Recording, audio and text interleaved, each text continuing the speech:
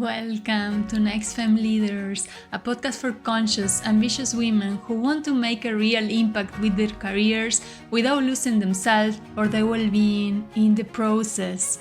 I'm Isabel, your host, a leadership coach with over 13 years of corporate experience. I know how hard it is to lead in systems not built for us, especially if you're introvert, kind, intuitive, or spiritual. So here, each week, I will share tools that blend the practical and the mystical, the feminine and the masculine, so that you can lead with clarity, confidence, and authenticity. If you know in your bones you're meant for much more, you are in the right place. So let's start. Hello, my beautiful woman, and welcome back to the NextFem Leaders Podcast. Today I was actually so excited waiting for the moment to record this episode. Getting dark outside my window, and here I'm pouring myself some tea and reflecting on how much joy it brings me to have this space that we are building together. And the funny part about this is that although this podcast was a desire of my heart, this is actually only the second week that I have felt this deep sense of joy and pleasure to record it. It took 13 episodes to get here, and I think that aligns perfectly with our topic today. Because even the pure desires of our heart can bring up so much resistance sometimes. I believe that as women, we're currently healing our silent wound. Sharing our truth in all the ways that can look often triggers parts of us to heal. We talk about the feminine collective wounds in episode 8, and if you haven't listened to it yet, this might be your sign to go and check it out. Speaking of which, I have decided to go live on Insight Timer this month, and I want to share it with you. Insight Timer is an amazing meditation app that I have personally used for many years. And since last year, I also have started sharing my guided meditations there and also hosting live meditation sessions. I will call this series Healing the Feminine Collective. And you are more than welcome to join me on this journey. I will add my Insight Timer profile in the show notes so you can follow me there and know when these sessions will happen. I also want to share that I was recently interviewed on the Journeys of Empowerment podcast. I will leave the link below to this beautiful conversation. Together with Michelle de Cost, we had such a beautiful, deep, honest, and completely raw, no-edit conversation about my journey, my grief, and the work I'm doing at NextFem Leaders. Michelle's podcast already has more than 45 amazing episodes with inspired guests, and when he invited me, I felt completely honored. I truly recommend you to check it out and lean into the depth of his guest stories and his beautiful ability to create magical conversations. So with that said, let's jump into our topic. We're finally doing part 2 of building an authentic personal brand. If you're just arriving here, make sure to go back to episode 13 and listen to the first part. There I share with you how I reframe personal branding for myself, which I now call my service to the world. In episode 13, we dive deep into the first part of this phrase, and today we'll explore the second part, the world, and the communication between you and it. Now, even though I believe our communication starts with having clarity about who we are and what is our vision, it's also true that sometimes we are still figuring that out as we go. And as we communicate, we also learn more about ourselves. And here we dive into a topic that is so hard for so many women, which is self-promotion and self-advocacy. And you might ask yourself, why is this so hard? And I believe it's because it's completely against most of the social programming we have learned since we were little girls. While going through my own healing process, I remember how many times in childhood I was punished for being loud, for talking too much, for expressing myself fully. And of course, that ended up in me becoming a shy adult, often hiding myself in a full room. Sharing our truth with the world is a healing process. It requires us to look inward and to challenge everything we have learned. It can be really triggering, as we have discussed before. It awakens our collective wounds, the silence wounds, the witch wound. We need to remember that being visible and expressive as a woman was dangerous not so long ago, and is still in some parts of the world. So while addressing these topics, I always invite women to call in compassion and courage. Compassion for understanding that it's not your fault that you find it challenging. There is nothing wrong with you.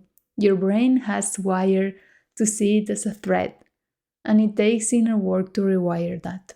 And courage, because doing the inner work takes courage. Healing is not always a walk in the park. And I believe these topics are like muscles that we can train little by little. So let me start by sharing why I think it's important to share our personal brand with the world in a conscious way. And I like using an analogy that I heard from Sina Port, who is an expert in branding strategy. And she asked, how do we catch butterflies? So the first way is to go with a net and try to catch them one by one. And this includes a lot of work, and it might not be the most efficient way. The second way is to plant a beautiful garden that makes them come to you.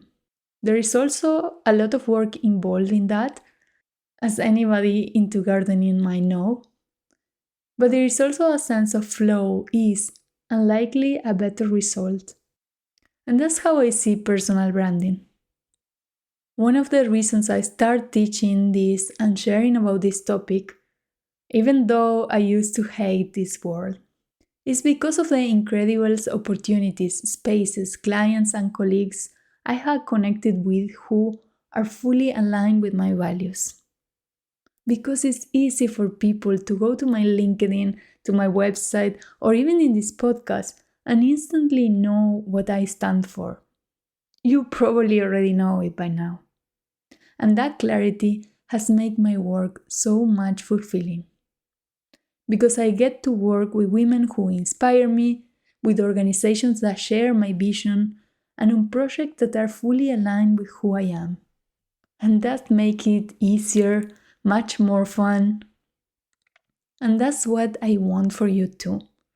When I think about the amount of joy, fulfillment, and alignment that this brought into my life, my resistance to self-promotion and visibility feels so much smaller. And we already touched on this topic on episode 12, how to make yourself and your work visible. So you might want to check that one as well. So let's talk about how to communicate your personal brand consciously. The first thing I want to mention is to start practicing sharing who you are, your vision, your values, your strength, and your achievements. And yes, this will be uncomfortable. I always hear people say share your wins without feeling like you're bragging. And while now I have found a way to share my story and my achievements without feeling like I'm bragging, that came after a lot of trial and error. And yes, sometimes feeling like I was bragging. So it won't feel really comfortable at the beginning because, as we said, we had been trained and wired for exactly the opposite. So it takes some practice, and the more we practice sharing this, the easier it gets. And I see this with women preparing for interviews all the time. The more that we have interviews and we actually practice saying who we are and what we do, the easier it gets. Because it's just a practice thing. You rewire your brain to say, this is okay, I can do this. Something that really helped me was reframing. I had to put myself out there into I put my services out there. It's dangerous when we say things like charge what we are worth, because your worth has nothing to do with your work. You are priceless. But the services you provide as an employee, as an entrepreneur, in any role, those do have a market value. And when we feel uncomfortable selling ourselves, it's usually because we are focusing more on what we are taking rather than what we are giving. Then it feels gross. For me, it really helps so much to understand the value of what I'm giving. Because as we talked before, when we love something, when we're really passionate about something, it's so easy to talk about it. And for that, I had to do research. I had to be really clear about my wins and really listen to the feedback I received. So, some tools that can help you in this. I personally list my wins every week, from big achievements to small steps. I never start planning a new week before celebrating the wins of the previous one. This makes that I have these things present and clear, because you probably don't even remember what you had yesterday for dinner. So we tend to forget these things. If you work in a company, tracking your wins and sharing them in your one-to-one with your manager is an excellent way to make your work visible. And sharing what we are good at is, in a way, giving others information where we can help. I always say that sharing is caring. Start also sharing what you stand for. Years ago, before this became my work, I was an ambassador of mindfulness in my company, sharing with my colleagues these beautiful techniques. This felt really uncomfortable at the beginning because I was in finance, but it also reassured me that I could share my truth. And again, I think the things we train them as a muscle, little by little. So you might want to ask yourself, what is the next little step to share your truth at work? The second point I want to bring you on communicating your service with the world is knowing your audience. Many of my clients are what I call green personalities, and what we value is often very different from other personality types. When preparing for jobs, interviews, or presentations, I often see them struggling to speak in the language of the other side. And what happens when we don't do that, when we don't translate the message to our audience? Then our message gets lost in translation. It's like, imagine when I moved to Ireland, if I tried to speak Spanish to everyone. It wouldn't really matter how kind my words were if they were not in the right language for my audience. The message would be lost. There are so many gender biases in this world that this is not an easy task. But one question that really helped me is asking myself, what is my intention? What do I want them to know about me? And how do I want them to feel after they leave this room? And then trying to sit in the other side of the communication, sit in your audience's shoes, and try to see what is important to them. What type of personality will I have on the other side? When I started my business, I was in a very spiritual moment. And my website was full of pictures of me meditating or doing yoga in the park. But over time, I realized I wanted to work with women in corporate, with leaders and inspired leaders who are conscious but also ambitious and practical, because that's the women with who I resonate and I want to help. And then I noticed that many women were coming to me asking for yoga tips or retreats, and I realized that my message was being lost in translation. So I rebranded my entire website to reflect both consciousness and corporate leadership. And very quickly I started attracting exactly the people I wanted to work with. So this takes us to my third point, that is, do a personal brand audit. For doing this, you can ask your friends, colleagues, or family, what 3 words come to mind when they think of you? And then start checking if this aligns with the version of you that you want to communicate. You can also include other questions like what strengths do they see in you, what do they admire in you. This is an amazing tool, and if you dare to ask and to truly listen, when you put all the responses together, you will gain incredible insights.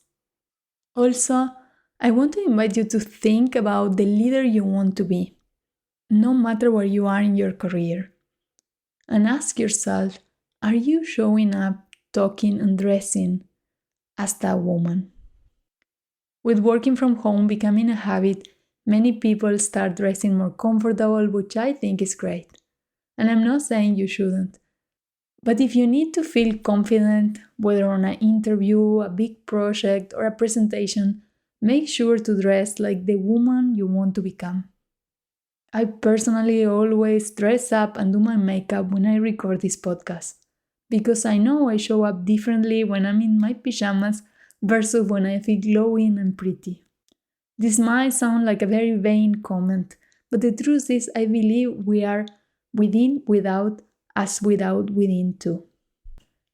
And finally, let's talk about a very common question when talking about these topics. That is, what do I do with imposter syndrome?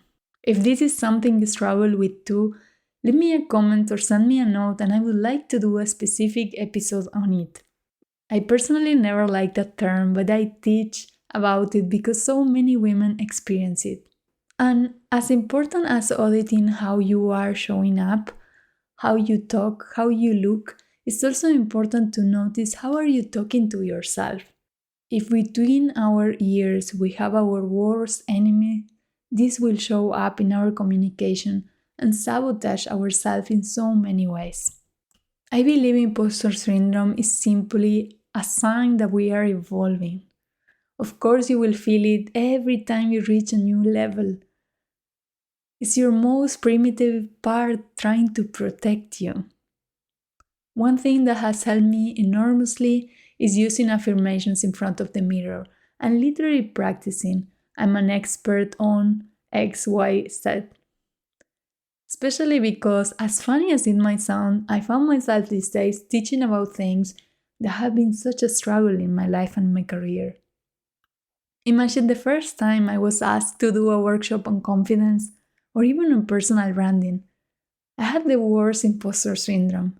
Me talking about these topics, I literally had to challenge myself.